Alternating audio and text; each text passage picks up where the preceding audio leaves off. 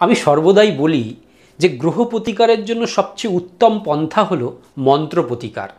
কিন্তু এই মন্ত্র প্রতিকারের জন্য তিনটি বিষয় আপনাকে খেয়াল রাখতে হবে। এক হচ্ছে নিষ্ঠা, দ্বিতীয় হচ্ছে ধৈর্য, আর তৃতীয় হচ্ছে ভক্তি।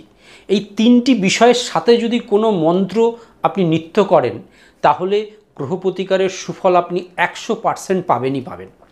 আজকের ভিডিওতে আমি জানাবো যে কোন গ্রহের জন্য কোন মন্ত্র নিত্য জপ করলে আপনি তার 100% সুফল পাবেন। রবি গ্রহের জন্য আদিত্য হৃদয় স্তোত্র নিত্য পাঠ করবেন, আর চন্দ্র গ্রহের জন্য শিব পঞ্চাক্ষরী মন্ত্র নিত্য পাঠ করবেন। মঙ্গল গ্রহের জন্য হনুমান চালিসা নিত্য পাঠ করবেন। বুধ গ্রহের জন্য বিষ্ণু সহস্রনাম নিত্য পাঠ করবেন। বৃহস্পতি গ্রহের জন্য বৃহস্পতির বীজ মন্ত্র বা গুরু বীজ মন্ত্র যেটা আছে সেটা নিত্য পাঠ করবেন। শুক্র গ্রহের জন্য মহালক্ষ্মী অষ্টকম মন্ত্র নিত্য পাঠ করবেন। শনি গ্রহের জন্য রাজা দশরথকৃত শনি স্তোত্র নিত্য পাঠ করবেন। আর রাহু গ্রহের জন্য রাহু গায়ত্রী মন্ত্র নিত্য পাঠ করবেন।